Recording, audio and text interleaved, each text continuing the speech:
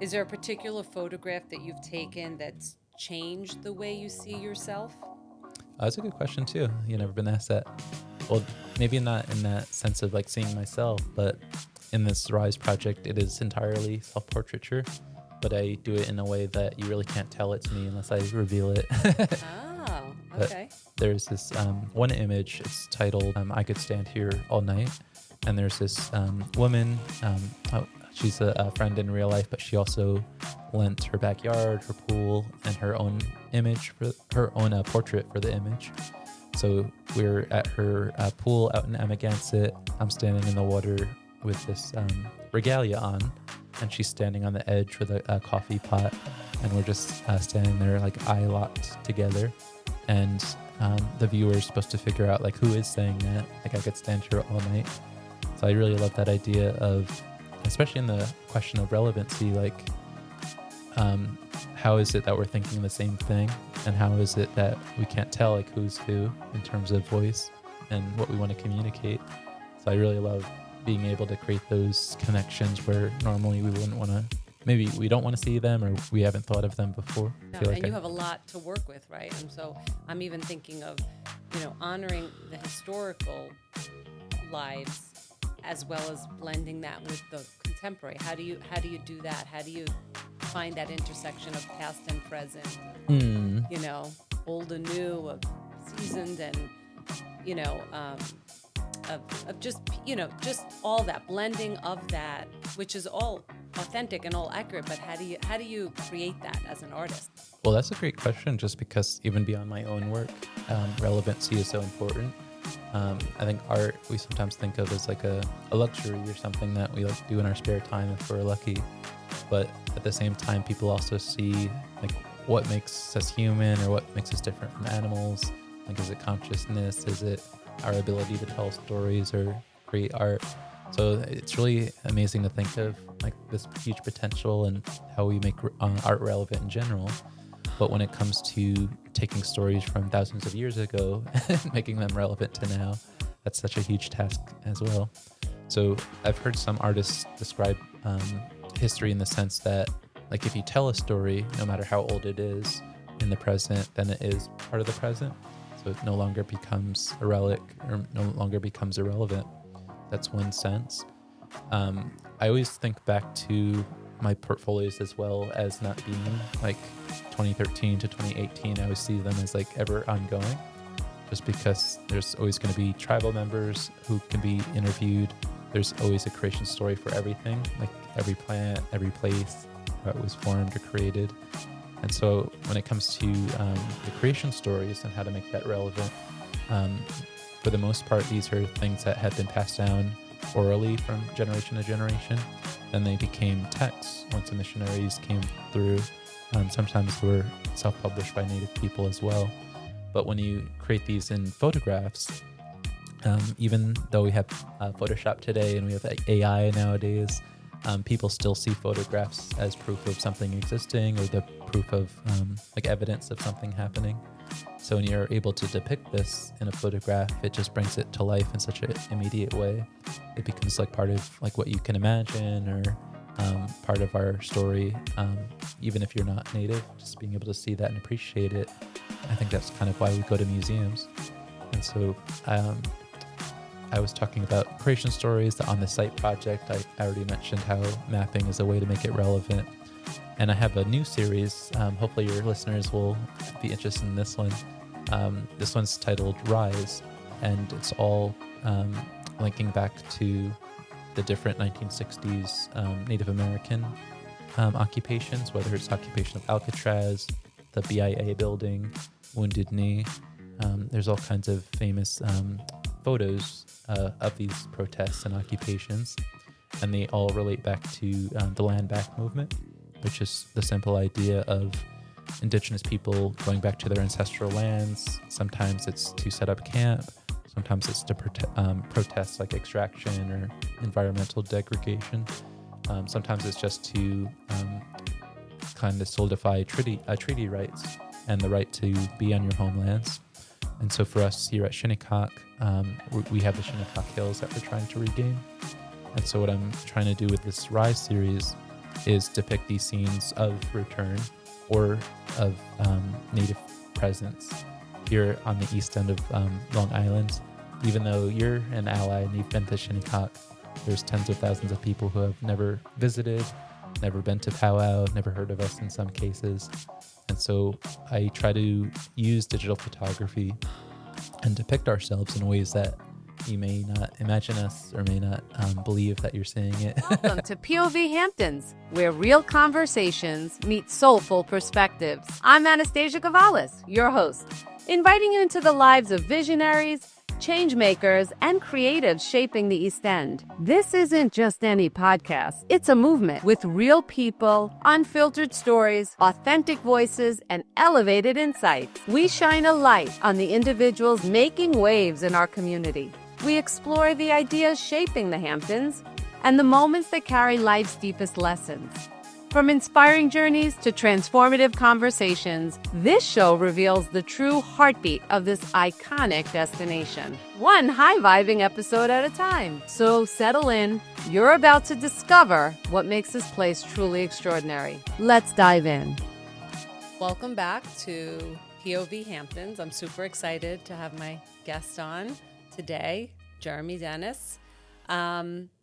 Jeremy, one thing that I learned when I first came out to Southampton schools and in the Hamptons, because I'd never been here before I moved out here, actually, was the importance of acknowledging the land that we are on. And I remember hearing it. I think I was in Southampton Elementary School with one of my children, and there was a presentation of something, and someone from the nation had stopped before they had started anything, and they had done a land acknowledgement. And it was such a beautiful pause and recognition. Can you tell me just a little bit before we dive in? Oh, sure. About land acknowledgement, and then we can do a land acknowledgement. Oh, sure. To start. Well, land acknowledgements, I think many of us are used to them by now. Like if you go to especially like a liberal university undergrad program, if there's like a lecture or guest speaker or the dean speaking, sometimes even high schools do it, and different cultural institutions as well. It's a good way to start and create a foundation for the program, just to give awareness and acknowledgement to the ancestral ties to the area. And it's really a great way to, facilitate better relations with Indigenous communities. I think one of the issues we constantly deal with is the idea of, like, we want to connect with Native people, we want to give acknowledgement, but we don't even know where to start. Right. So one of the great resources, if you want to incorporate land acknowledgements, is this website titled native-land.ca. And it's actually a global scope of all the Indigenous land, some of the deeds, some of the land transactions, some of the languages also spoke. So no matter where you are, there's always a connection, there's always relevancy, and of course a history of people being there for, sometimes it's thousands of years, it could be over 10,000, could be over 50,000, even here in the United States. So it's just a great way to maybe in the realm of social justice, or maybe in the realm of history appreciation, or maybe in the realm of being inclusive. It's just a great way to identify who was on this land, whether it's your home, your institution, your place of work, and just being able to give thanks whenever possible.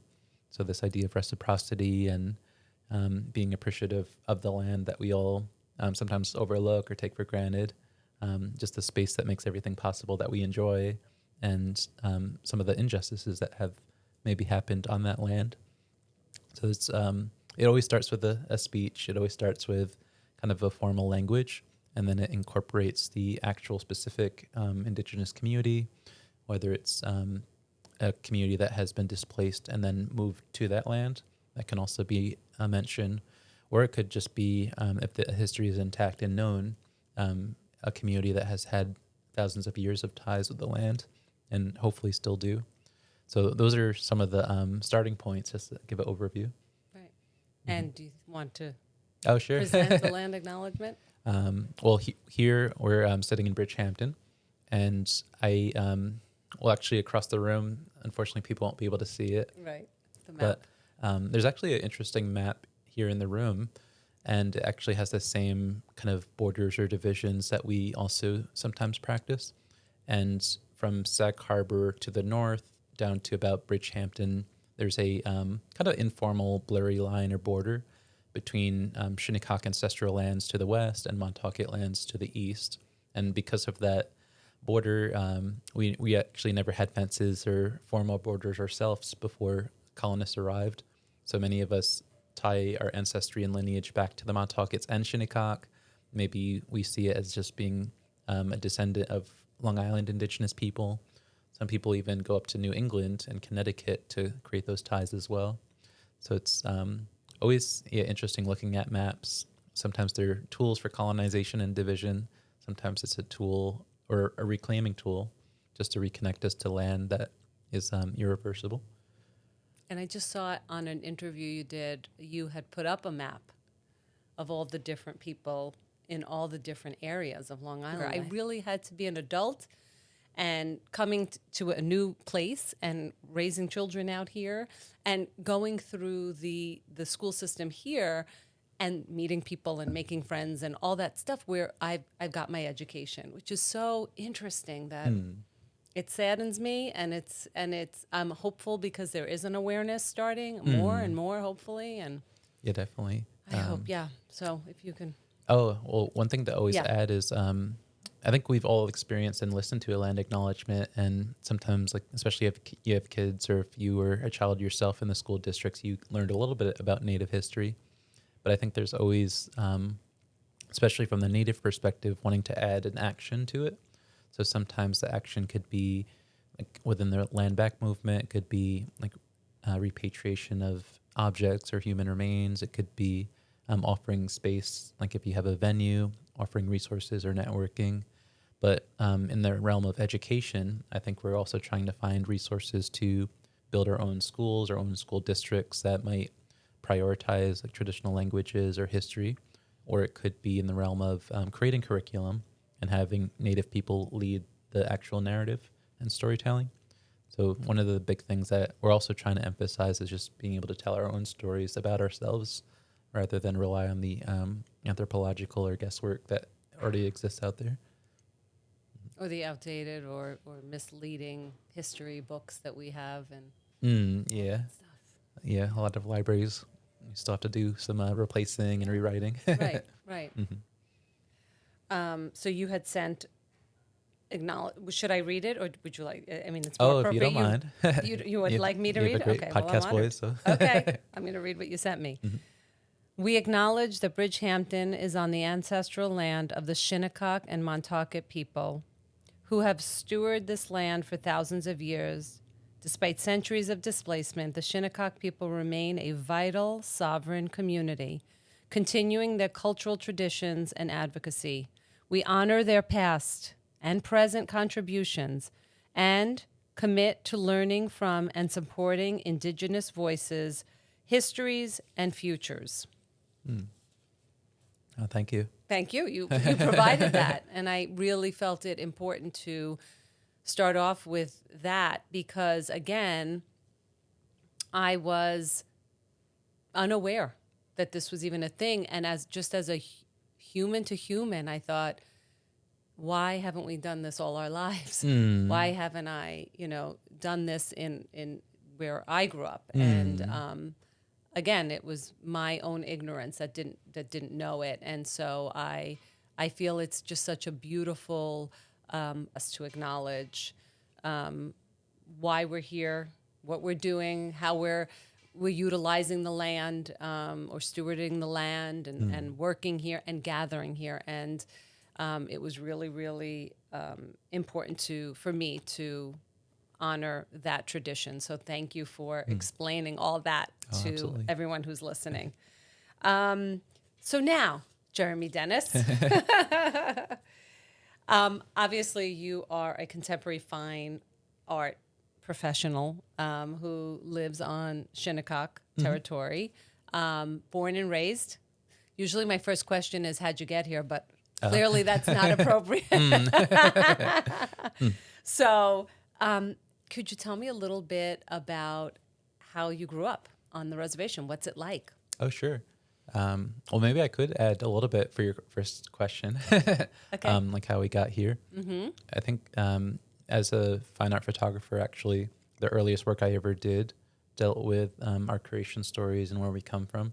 So even that is a realm of possibility for education and retelling our story, just because for Native people, we have these oral stories passed down generation to generation. And unfortunately, these same stories have been put into the fairy tale sections of bookstores and libraries. So we're trying to just reassert where we come from. Even the best allies that we have, they still have that mindset that we came from Asia over the ice bridge, even though there's many different like theories about human migration in that early time. But we still reassert that we came from the story of Sky Woman, who lived in the upper world, descended on the back of a turtle. And that's the very quick story of why we call this continent Turtle Island. So underneath, if you can imagine, underneath all the soil, the stone, the rock, there's a giant turtle, maybe keeping it all together or afloat.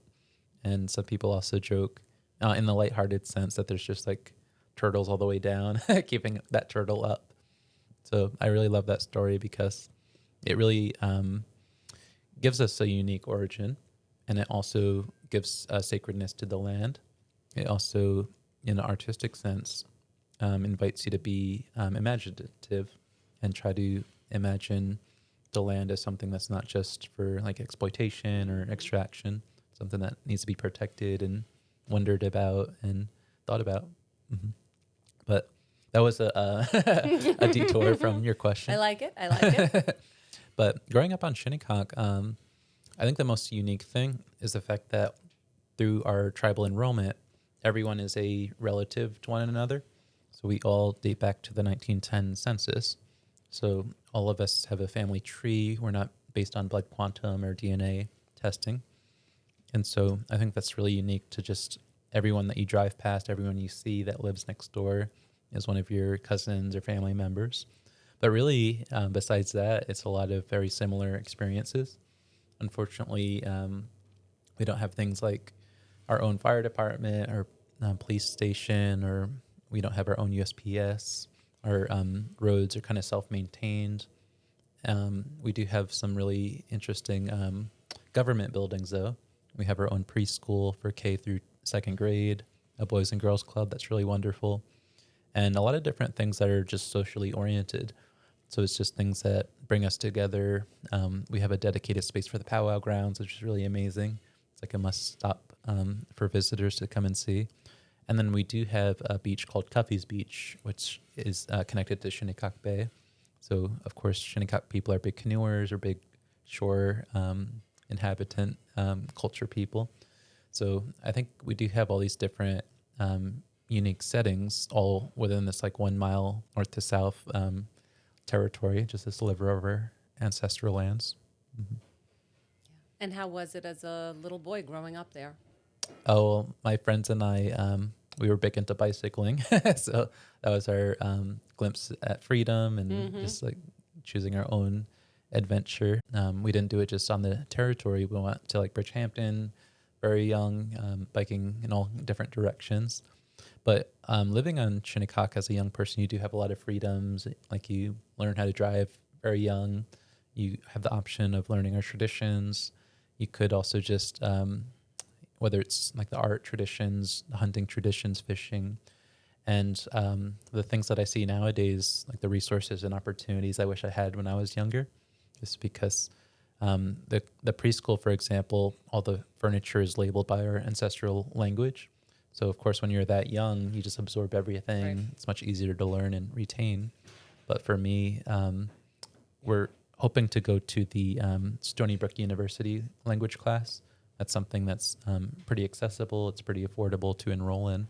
But as an adult, it's so hard to learn the language and appreciate it as our youth can. Yes. What's the language called? Well, the language at Stony Brook, it's called Algonquin. And that's part of a larger cultural group that goes up to the Great Lakes, Connecticut, partially Maine, a little bit south as well. But we're a subculture or subgroup in the Algonquin tradition. So that's a dialect that is far ranging, but Shinnecock has its own dialect as well. So actually, at Ma's House, the nonprofit I'm part of, we have the first literature project that Winnie Tarrant is getting her PhD to reintroduce. So it's really exciting times to be Shinnecock, to be interested in language and tradition as well. Totally. So interesting. And I have been following just because, again, my children are friends with children who are from the reservation, and just being on the school board and being involved in education, just the development of all the programs has been fantastic. Fantastic. And I'm really, it's just, again, the richness of that to bring it in for Native children and non-Native children, right? For everyone's, because again, I enjoyed a program that you had at Ma's House a couple weeks ago, right? It was just a couple weeks ago that I came. Yeah. Should I shout that out just briefly? Sure. Well, year round, we have a residency program for artists of color. That was the kind of podcasting 101 with Prince Shakur. And that was really well attended because it's a very technical thing, as you know, leading a podcast. Found out. Keep finding out every day. But I think it is wonderful that you came because even though we're a nonprofit, we have our programs open to the public. People do feel uncomfortable maybe taking a seat for a Shinnecock person or a person of color, whatever it may be.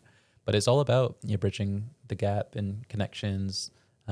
As you know, it's such a segregated place at times.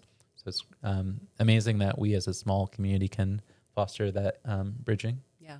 And I've always felt that, as a community member in Southampton, I know that there is segregation, discrimination, there's biases all over the place, there's fear, there's lots of that. But I have been fortunate enough to really get to know people from the entire community, the larger community, and within the Shinnecock Reservation. And all I can say is that there's always been a welcoming, a warmness. We're going to get to Ma's House because that's a really great nonprofit that you started. But I want to talk about just a little bit more about you and like, what was the defining moment where you knew you wanted to pursue art and an artistic lifestyle? I mean, I know you let's share that your mother obviously was was an art teacher, is an art teacher, was my kid's art teacher. So it was in the family, but I want to know about you. What was the defining moment? Oh, sure. Well, I feel like college and undergrad is like the defining moment for careers and hobbies and interests. But I actually went to school, SUNY Stony Brook, for computer science at first. Okay. And then I think the math classes kind of messed me up. I thought it was just going to be coding and having all these fun like computer stuff happening. But it totally changed from high school to college what they wanted you to do. So that didn't work out. But art was always like secondary. It was like a big part of my life the whole time. Even back in middle school, like I had passionate art teachers that saw my potential. Of course, my mom taught middle school and then intermediate school, so I kind of had her present in both times. She wasn't my art teacher formally in school, but it was just amazing because you actually had a selection of art teachers back when I was that young. But I know nowadays it's becoming an elective or optional. So I felt like the teachers that I did have, they kind of gave me different steps all along the way as mentors. And I think that's pretty rare to have that attention, especially when it's like public school and you have like hundreds of classmates. And sometimes it's like dozens of classes and dozens of students in a single class. So having that special attention is really important. So I've had that. My mom, of course, Denise Silva Dennis, being an artist, and my mother was really influential. And then my Herbert Randall, one of my relatives, he's a legendary photographer. He has works in like the Brooklyn Art Museum, I think a couple of major institutions in the city, shown all over the nation. He was actually my photo teacher, partially. So he lives just across the road from me pretty much. So I would go to his house. He would teach me the basics of darkroom, 35 millimeter. He actually gave me his Minolta. I was supposed to give it back, but I still have it. Yeah, it's in a nice waterproof bag and taking good care of it. But he was known for going down to Mississippi during the Freedom Summer. Mm-hmm. So he would register African Americans down there. He would photograph Bob Moses, just the act of bringing a lot of teachers from the Northeast down to Mississippi. And there was a lot of racial violence and political violence during that time. So he has a story of smuggling himself down from New York down to Mississippi, and all kinds of harrowing stories of that. But I learned all of this after my learning photography from him. I thought that he just did it as a hobby. I think that's just how it is in Shinnecock. Fascinating. Yeah. I think starting Ma's House, I actually realized how much talent there is in the community, and just how people maybe get burnt out from negative experiences, or how their mentors during their generation told them they wouldn't amount to anything. That was true for my mom with her college professors. I think they told her being Native was one thing, being a woman artist was another thing that would just get in the way and wasn't viable for her. So it was just all these things that within my generation somehow changed. I think especially after 2020, a lot more opportunities. And we had the BLM movement was huge. 2016 with the Dakota Access Pipeline protests and the water protectors, that was huge for Indigenous people. And it's really kind of this murky time now where it's like, is art getting supported? Is there going to be funding, like federal funding for the arts? Is it viable still? Campuses are restricting free speech. So I know we're getting ahead of ourselves, but Right. these are all different things that I'm always thinking about in terms of the practicality of being an artist. Mm-hmm. And how do you think, you just mentioned a little bit, but how do you think your Shinnecock heritage has influenced your art? I mean, obviously your uncle sort of guided you, mentored you in one way, but how do you think it's done personally for you? Oh, sure. Well, being a computer science major, you kind of have that expectation and weight and burden of like everyone's hoping that you'll become the next big thing.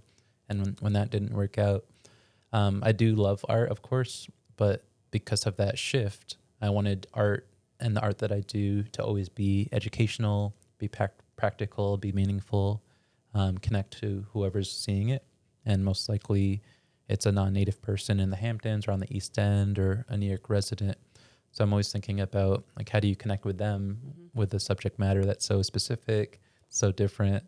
And I think over time, probably over the last 10 years, I've tried to figure that out. But it's all about just sharing undertold stories or things that have been in the margins or in my own experiencing, just gathering some of the research and content and paperwork. Unfortunately, a lot of Shinnecock history and stories are not digitized. They're in archives. Work has been done, but it just hasn't bridged that gap between, sometimes it's like 1911, it's 1980s. Those things haven't really been made available for the general public. It's almost as if there was like a drop-off of interest after those authors. So I'm really just trying to, within my work, make it all free again, make it accessible. If it's not on Google or on the internet, then it's not real in some ways. Right. So it's just a little bit of troubleshooting, like how do you do that and create an image that represents some of that interesting content? Right. And I think you're doing it, right? And I think that you're young and you're excited about your work and you're putting something that's relevant out there, and you continue to support it. And this is a perfect segue into what you created on the reservation that I was able to see firsthand, called Ma's House. Can you just tell us, like, where did that start? I know your mom shares a story, right? But I want to hear from Jeremy. I want other people to hear. Where did that come from? How did it start? And then how did you take it and make it a reality? Yeah, I wish my mom was here to explain. She's such a great storyteller. But I'll try my best. You will. Well, she's really relevant too, because Ma's House is actually a house built in the 1960s. It was built by my grandparents on my mom's side. So my mom is the youngest of her 5 siblings, and she grew up in the house in the 60s as well as a young child. And eventually all the siblings moved out except for her. And then she got married and had me and my sister. And then we grew up in the house as well. So it has this great history of family memories, a lot of relatives living in the house at the same time. When I was living there in the 90s, it was technically 4 bedrooms. So you constantly having people come and go, and during powwow it'd be even more. During the powwows, that was the time of the year when you would have like pretty much everyone who knows like about powwow, everyone that knows about Shinnecock, all your family friends would come and camp out and live in the house. So it just has like tons and tons of memories. But unfortunately, maybe around maybe when I was about 13 years old, we had to move out because of the disrepair of the house. So most houses on the territory, especially back then, it was built room by room, and you really couldn't build a whole house just due to the fact of because it's Shinnecock land and it's all shared territory. Banks won't really allow you to have a mortgage, so you would have to pretty much save maybe like 10,000 or 20,000 somehow, build some entire room that's enclosed, and then keep going from there. So that's a reality that we just have to face. And I think as a result of that, you sometimes have 3 or 4 generations in one house, which I know isn't unique to Shinnecock, but it was just a common reality that still continues today. And the other one is just the idea of houses that are just built in phases. It's like an evolution of the house. Sometimes it's like when you get a bonus, or if you get like a nice job, sometimes the houses just like change over time. That's true with Ma's house. But my cousin was living there for a couple of years after we moved out. He worked on the house. But really, leading up to 2020, that's when we kind of got the idea to try to save the house. Just because maybe 5 years before that, it was sitting vacant. All the plumbing was in disrepair. There was no one like taking care of it.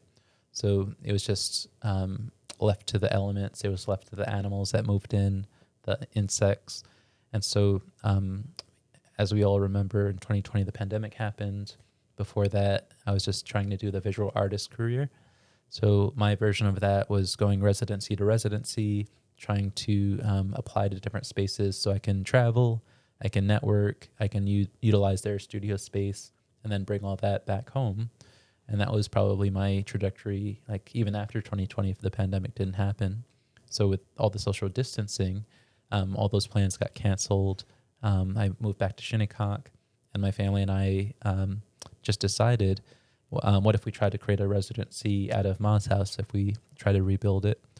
And so we started a GoFundMe thinking it would get like 2,000 or 3,000, but eventually it was over 40,000 that we raised. Wow. So that was incredible generosity. So it was an idea, like, was it your mom and dad's and your idea? And basically it was like, let's do this. And because of the opportunity that you saw COVID had sort of shut down, you then said, we could do it here, right on the territory. Mm-hmm.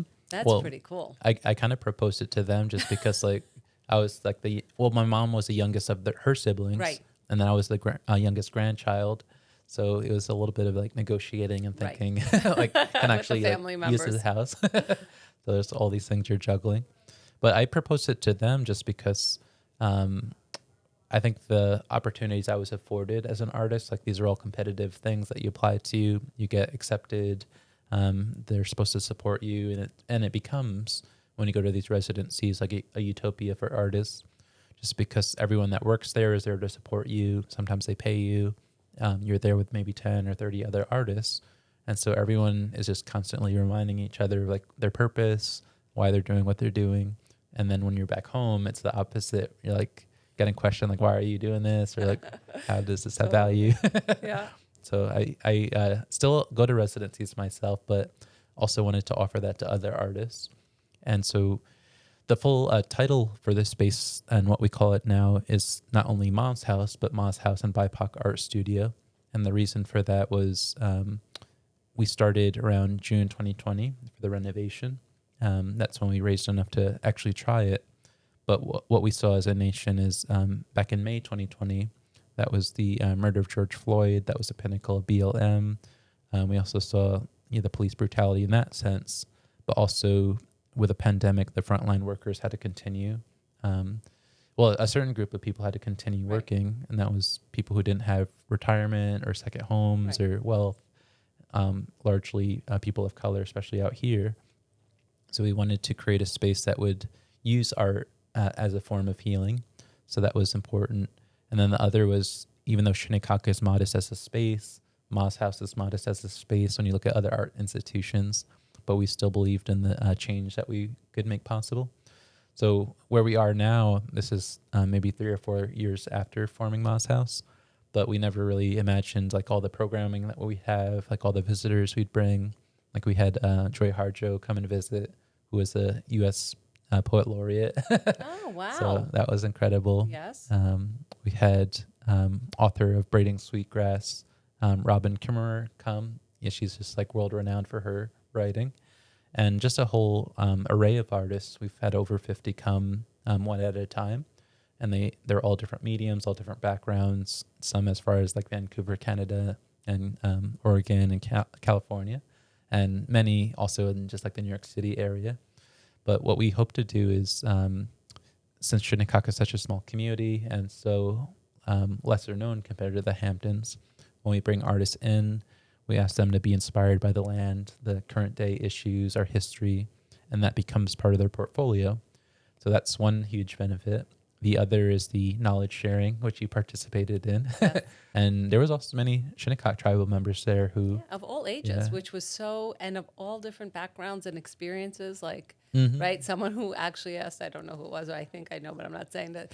I don't even know what a podcast is, to someone who, has done one. Mm-hmm. So it was really, really nice to be in that space with everyone. Yeah. So thank you for offering that. That was a great Definitely. opportunity. I think that was my dad who said... I wasn't going to call him out on it, Jeremy. Yeah, but I had to acknowledge him just because, well, he and we did the renovation for Moz House, so sometimes, thinking back, you always have to acknowledge everyone and thank everyone, and For sure. he's also a joking and teasing person, so I don't think he'll mind. And he's got his strengths. Obviously, if he can help you renovate the house, he definitely has some other strengths, maybe not technology, but so it was a thought in 2020, and you opened it up when? Well, we started our residency in August 2021. That's when we had our first artist, and even up until now, it's a year-round program. It's usually 1 or 2 artists at a time. So our most recent artist, her name's Saida Osaji, and she's a sort of a comedian, sort of a clown performer from New York City. Hard to describe, like all the different things she does, like producing. Really amazing artist. But this was actually her first ever residency at Moz House. We've had many other artists also do it for the first time. And I think it's just one of those things where, like if you're an artist, if you do work in social justice, it's very hard to find spaces sometimes, especially when your art isn't for sale. If it doesn't end up in auction or galleries, it's even harder. So I think it's really gratifying and revealing our purpose every time that happens, especially so. But there's been so many opportunities where it's just like artists have such incredible voices but don't have that platform. Anything exciting coming up for like the summer or this next year? Oh, absolutely. You wanna share? Well, we received back in, I think it was 2023 or maybe 2024, back in November, Suffolk County awarded us the Jump Smart grant. So what we're hoping to do with this support is build a detached studio and maybe visiting space for additional resident artists, just because we're kind of a new institution in that realm. But at the same time, we have this old-fashioned limitation where like an artist's spouse can't come, or their child or their pet. And that's just mostly due to us having exhibits in the space, but also the house is still under renovation. So we're hoping to create this entirely new dedicated space that's accessible. There's no stairs. Everything will be finished, so no exposed wiring or anything like that. Be safe. Yeah. Right. I didn't realize that artists in residence would even bring their like I would, in my mind, it would just be an artist would want to go there to do their art and to talk, just be totally immersed in the art process or in the world of getting to know other artists who are local. Yeah. I didn't even think that it would be, but you're finding that there are artists who would like to, let's say, bring a spouse or a partner or I think what you're describing is pretty common, more usual for people to just want to be removed from the everyday stresses and not stresses when it's family, but just like be able to create in a space, right? But I think there are opportunities where sometimes the spouse is their collaborator and they can't create without them. Wow. Sometimes Good for whatever point. reason we have like artists who like have a child or decide to have a child And the stereotype is like as soon as you become a mother or a parent artist, no one's interested in your work, or you're like too busy, or Right. no one wants to hear like a child Right. crying at a residency. Right. It's like different stereotypes like that. Right. So this dedicated space would allow for comfort, would allow for inviting those different opportunities. Fabulous. Mhm.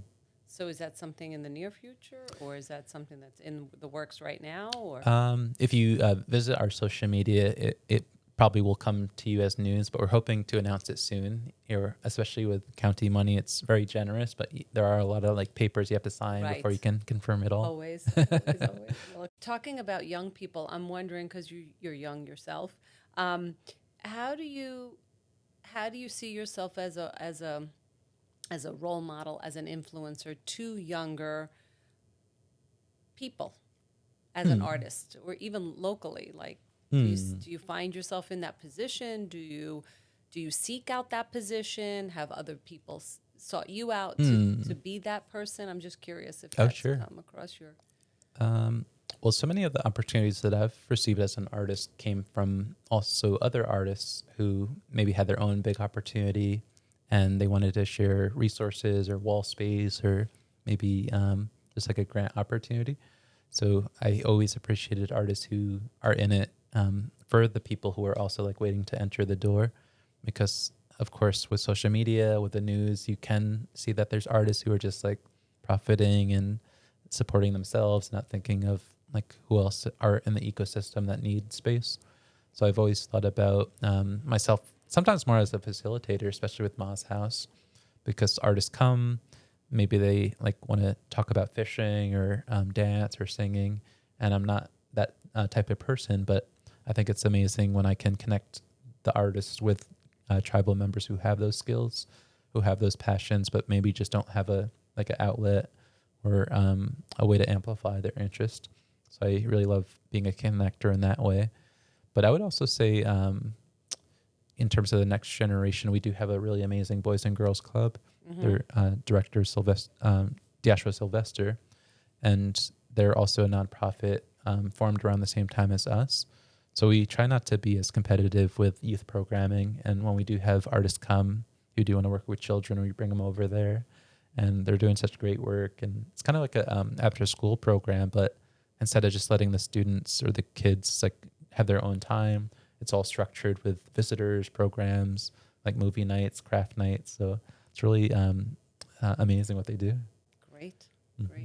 How, I don't know if we've discussed it, your specific art, your specific view, your perspective, and what you try to capture with your photography. Can you talk a little bit about that? Oh, sure. I mentioned it a little bit in the beginning, but I really love creation stories as a foundation. Just because when I was at SUNY Stony Brook in the art history classes, I was looking at Northern Italian Renaissance, especially printmakers who were trying to depict scenes in the Bible. And when you look at art history, there's just like dozens of examples of every single scene, every stanza, every prose and hymn. So I really love the role that artists played during that time, especially when the general populace was illiterate, but they needed to learn these stories. And I really wanted to see that for Indigenous creation stories or spirituality. So I set out to do that. Initially, I took a break from that just because when you already think of Native American imagery and pop culture, you might think of it in terms of like oneness with nature, or the romanticized nature. You might think of us as just being in the past and these ancient stories, nothing in the present. So I took a break from that, and I did this series similar to, if your listeners are familiar with Humans of New York. Yes. Yeah, that's really popular on Yes. Facebook. I would just go do powwows instead and do like portrait interview. I did this back in 2015, and that's, of course, in the realm of photojournalism, telling stories that people normally don't hear.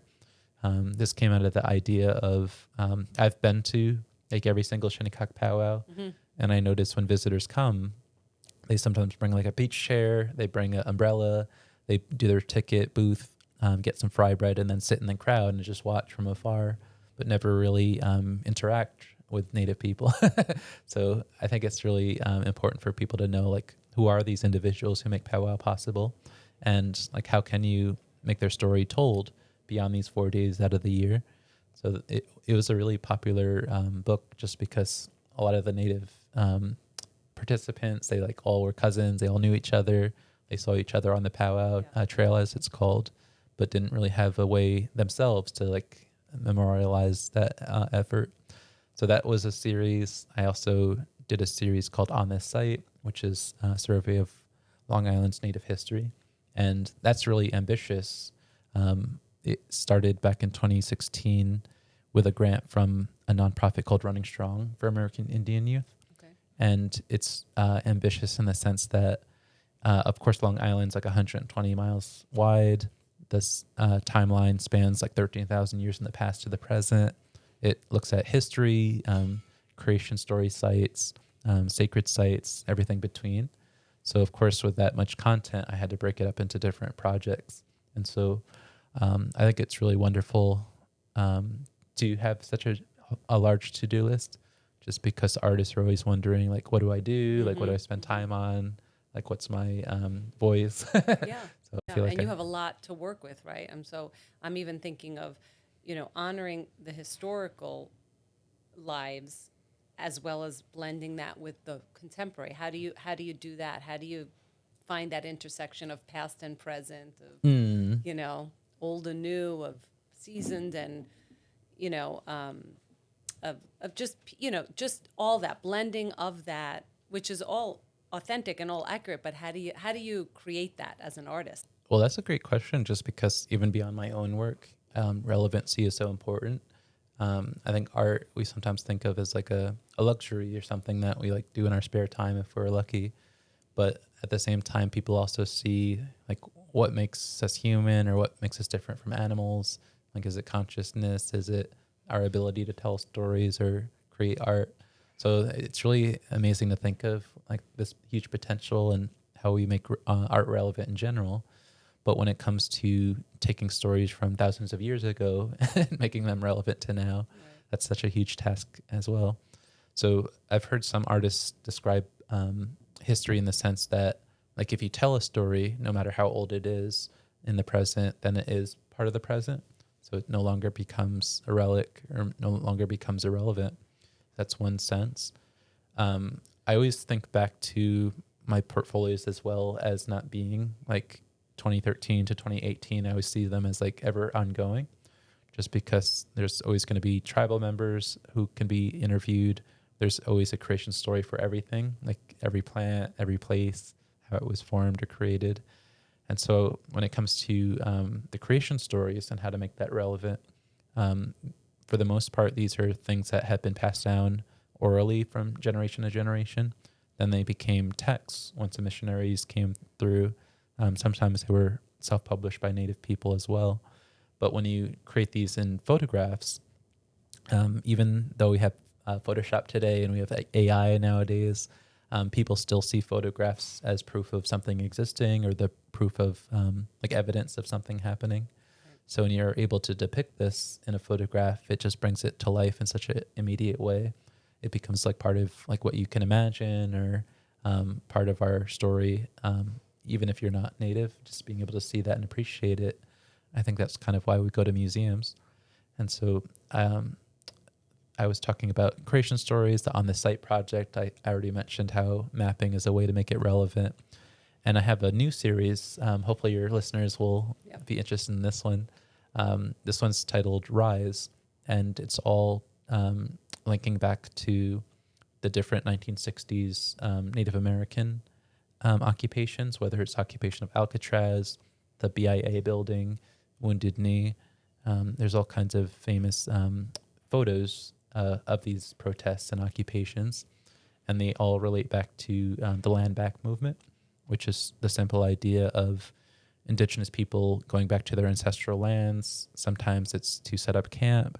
Sometimes it's to protest like extraction or environmental degradation. Sometimes it's just to kind of solidify treaty rights and the right to be on your homelands. And so for us here at Shinnecock, we have the Shinnecock Hills that we're trying to regain. And so what I'm trying to do with this Rise series is depict these scenes of return or of Native presence here on the east end of Long Island. Even though you're an ally and you've been to Shinnecock, there's tens of thousands of people who have never visited, never been to powwow, never heard of us in some cases. And so I try to use digital photography and depict ourselves in ways that you may not imagine us or may not believe that you're seeing it. Even though you're talking about the past, you're actually taking your art and you're portraying, you're actually using it to take current day photos So, of real people. oh, absolutely. Yeah. So if you've been to our powwow, you've seen many people in traditional like buckskin leather, different regalia, especially wampum in the Northeast. So sometimes I take that imagery, something that's familiar at powwows, and I bring it out into the real world in the sense of, this is a very basic metaphor or description, but it's kind of like the Boston Tea Party, how the colonists dressed as Mohawk Indians and protested the British taxing. I kind of do that same thing in the realm of land back. So it's just going to different Hamptons houses, like the fancy backyards, the downtowns, placing like an Indigenous figure. And that alone is a pretty strong statement about like who does belong and who should coexist and how can we have both of these things at the same time. Looking back on your journey, how would you say your understanding of the power of art evolved? I would say I'm still such a shy person, but I remember like in intermediate school, like it was hard for me to like have eye contact, have conversations, and I think photography kind of allowed me to kind of meet incredible people. I think like hundreds of people that I normally wouldn't have like interacted with or befriended or made their connection with Shinnecock. And so I think that it started out with going to powwows, kind of being a photojournalist. Some people see that as art. Some people see it as just journalism work.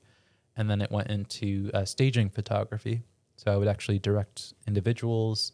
I would set up these scenes. Some people call them tableaus. It's almost as if you're using like cinematic lighting, but it's just for a single still. So of course that takes a lot of, not only convincing people to participate, but also directing them once they're on scene, and then working with them conceptually for the idea. So sometimes it would be this body of work that I have called Nothing Happened Here, where people are impaled by arrows. And if you know the Saint Sebastian imagery, it looks very similar to that. I have this other one, Rise, of course, that is even more out there. But I think it's just amazing, like letting people know who I am. I try to be as much of a public person as possible. So I do see art as this great communicator, this great way to bring people together that normally wouldn't have a reason at all to meet or interact. And I'm trying to boost that even more using Ma's House as a platform. Sure. And you're doing it. You're doing it for sure. Is there a particular photograph that you've taken that's changed the way you see yourself? That's a good question too. You've never been asked that. Well, maybe not in that sense of like seeing myself, but in this Rise project, it is entirely self-portraiture, but I do it in a way that you really can't tell it's me unless I reveal it. Oh, okay. But there's this one image, it's titled I Could Stand Here All Night. And there's this woman, she's a friend in real life, but she also lent her backyard, her pool, and her own image for her own portrait for the image. So we're at her pool out in Amagansett. I'm standing in the water with this regalia on, and she's standing on the edge with a coffee pot, and we're just standing there like eye locked together. And the viewer is supposed to figure out like who is saying that, like I could stand here all night. So I really love that idea of, especially in the question of relevancy, like how is it that we're thinking the same thing? And how is it that we can't tell like who's who in terms of voice and what we want to communicate? So I really love being able to create those connections where normally we wouldn't want to, maybe we don't want to see them or we haven't thought of them before. Right, but down deep in the end and at the core, we are all one and we are all the same. And when we figure that out and we respect that and appreciate that, obviously, and you know this, but then we could move towards a more unifying, loving, kind, compassionate world. Oh, absolutely. For sure. What do you hope that someone who's unfamiliar with Indigenous people, land, everything, the culture, what is something that you hope that they would take away from after looking at your art? Oh, sure.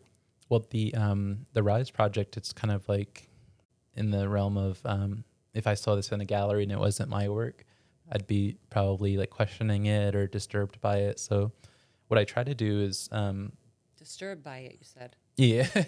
Okay. Some people Intriguing. Yeah. Why would I be disturbed by it? I would say it just like surprises you the way that Indigenous people are depicted. It's just like so unusual. It's like mixing the past and the present together in a strange way. But because of that curiosity, because of people questioning that immediately, I try to create at least my like social media and website in a way that if they're wanting to learn more, it just becomes a rabbit hole when they click on the other projects, and it delves into our history, it delves into our current day stories. And so I want this all to be kind of an ecosystem of different facets of Shinnecock life. And I would also say that everything that I do comes out of the spirit of powwow and just how wonderful it is. It's Labor Day weekend if anyone hasn't attended before, but it's only 4 days out of the year. So how do you celebrate Shinnecock the rest of the year is my big question. Mm-hmm. So what I end up doing is just trying to like figure out how do you always celebrate who you are, be proud in your own skin, in your own homeland. And so I want to just find different aspects of maybe just sharing that like in gallery spaces or in public programming or bringing people to Ma's house. And so I always want people to think that there's a way for us to connect, that there's a way for us to work together. And like you said, we're all human at the end of the day. So I wanted to connect that also to another idea. I've mentioned the land back movement multiple times, and people always envision it as like Native people will kick everyone out and no one will have a home and all this disruption. But it's more in the realm of just land stewardship, like having a seat at the table when it comes to like, are we going to build another golf course, or are we going to clear out forests, or what are we going to do about like invasive species type of thing? On a personal level, what does it mean to you to be able to now, looking back, right, as a little boy, you grew up here, family's been here for generations, and you're doing what you love. You're creating art on ancestral land. What is it, and with that, there's a lot that you carry. Obviously, through our ancestors, we carry a lot of history, a lot of challenges. What does it mean to you to be able to do this work right now in this time, on this land, in 2025? I think it's a wonderful time. There's so much uncertainty. There's so much, like we said, on the to-do list in terms of telling different stories and histories. But I think it's a great time to like utilize technology. I'm kind of a fan of like the AI and how it can help amplify this You process. are a fan. Okay. Yeah. What are you excited about? How do you think it could benefit artists? Well, for artists, I know there's so many lawsuits happening for like, for example, I just read an hour before this interview how Facebook is just like taking so many authors' content, using it to teach their AI without compensation. So Wow. There's tons of that happening. But at the same time, as a person who appreciates history and I try to digitize everything I get my hands on, there's different language learning models that can take all these PDFs, and if you add it to the system and have this question, then you can save hours of time just being able to maybe help a social studies teacher answer a question, or maybe help a tribal member say when an ancestor was born and what did they do in their life. So I think it's just making history more accessible. But I know that there are issues in terms of like stealing styles, not compensating artists for what they've done in the past, but using their work as a model for profit. So it's very complicated. Right, it is complicated. Yeah. Mm-hmm.